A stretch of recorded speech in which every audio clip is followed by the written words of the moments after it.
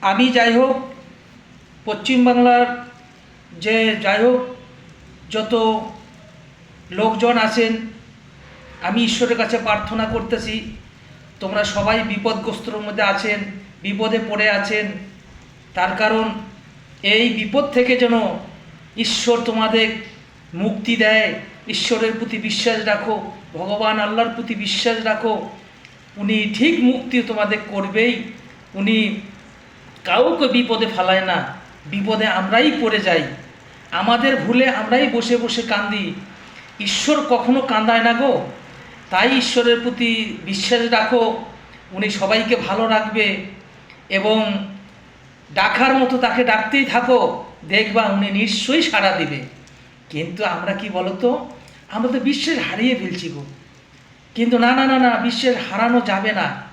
দেখবা এখন ঈশ্বরকে মানুষ কম ডাকে, মানুষ ডাকে হসপিটালে যখন মৃত্যুর সঙ্গে পাঞ্জা লড়ে, তখনই কিন্তু ঈশ্বরকে বেশি ডাকে। তবে ডাকো, তাকে ডাকো। আমি ধর্ম নির্বিশেষে আমি হিন্দু ভাইদের এবং মুসলমান ভাইদের, বৌদ্ধ ভাইদের, খ্রিস্টান ভাইদের সবাইকে বলছি, তোমরা সবাই আল্লাহর কাছে এবং স্রষ্টার কাছে কামনা করো সবাই যেন ভালো থাকে, সবাইকে যেন আল্লাহ খেতে দেয়, সবাইকে যেন ভালো রাখে এবং সবাই যেন ভালো থাকে।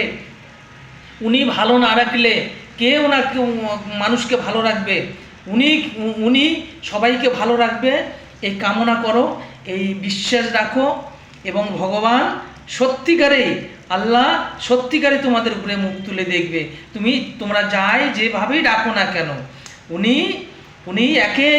এক বস্তু, উনি দোসরা নয়। আল্লাহ কেউ ডাকে, কেউ ভগবান ডাকে, তাদের ডাকার মতো ডাকো, নিশ্চয়ই উনি সাড়া দিবে, উনি শুনবেই।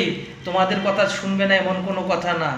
ও তোমাদের সন্তান, তোমরা হলেন ভগবানের, আল্লাহর সন্তান, তা শুনবে না ওরা? শুনবে নিশ্চয়ই। তবে যাই হোক, আমি বেশি কথা বলবো না। যেখান থেকে ভিডিওটা দেখতেছেন এবং শেয়ার করবেন, কমেন্ট করবেন এবং যাই হোক একটু আমাকেও একটু আপনারা সহযোগিতা করবেন এবং সবাই আল্লাহর কাছে কামনা করো, ঈশ্বরের কাছে কামনা করো, সবাইকে উনি ভালো রাখবে। উনি খাওয়াইয়া, উনি পড়াইয়া, উনি সব কিছু করাইয়া, আমরা মানুষ